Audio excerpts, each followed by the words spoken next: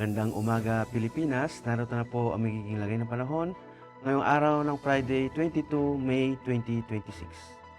Kasi pa rin po sa ating synoptic situation, yung low pressure area na nasa loob ng ating Philippine Area of Responsibility ay huling namataan sa layo ng 940 kilometers east of southeastern Mindanao.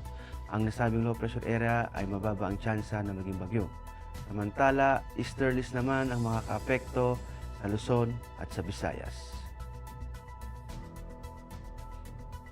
Dulot nga ng easterlies sa Luzon at Visayas ay makakaranas ng bahagyang maulap hanggang sa maulap na papawirin na may pulupulong pag-ulan, pagkidlat at pagkulog. Samantala sa Caraga at Davao Region, dulot ito ng trough ng low pressure area ay makakaranas sila ng maulap na kalangitan na may kalat-kalat na pag-ulan, pagkidlat at pagkulog. Sa nalabing bahagi ng Mindanao, localized thunderstorm ang makakaapekto kaya makakaranas sila ng bahagyang maulap hanggang sa maulap na papawirin na may pag-ulan, pagkidlat at pagkulog. At para naman sa flight level wind chart, makikita natin sa 925 at 850 hectopascal nagmumula ang hangin sa silangan at ang lakas ng hangin ay umaabot sa 18 hanggang 36 kilometers per hour.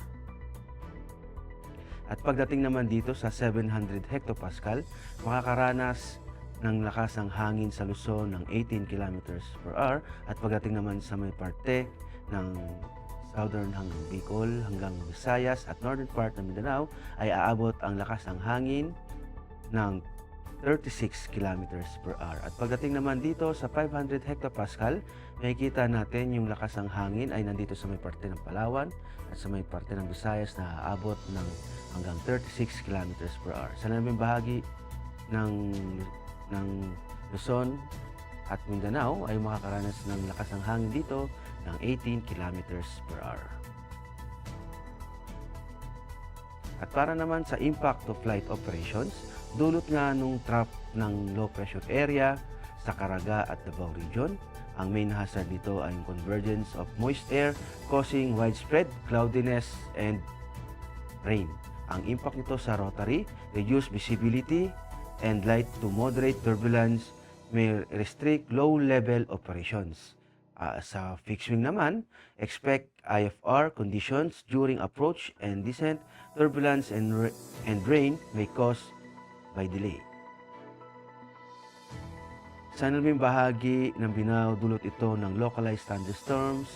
Ang main hazard nito ay yung afternoon convective development producing gust fronts and heavy rain. Ang impact nito sa rotary, downburst, strong gust and reduced visibility, pose significant hazard, avoid flight in sea breeze activity.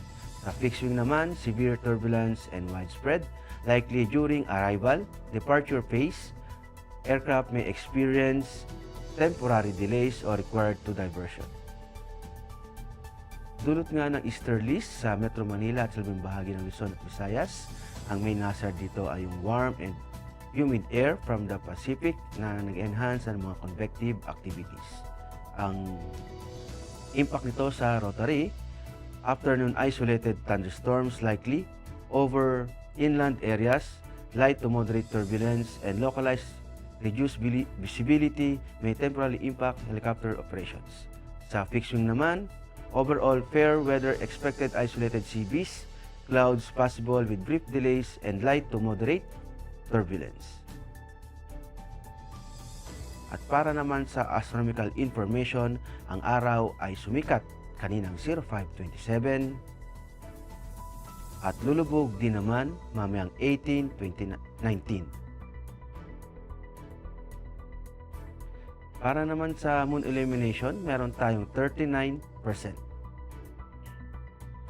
At para nga manatiling updated sa lagay at pagtaya ng panahon, i-follow lamang ang Air Force Weather Center sa mga social media accounts. Sa ngalan ng aming commanding officer na si Colonel Alvin Jan Cugador, PAF JSC, ako po si Technical Sergeant Brian Benedict D. Arcilia, Weather Broadcaster ng Air Force Weather Center. Maraming salamat po.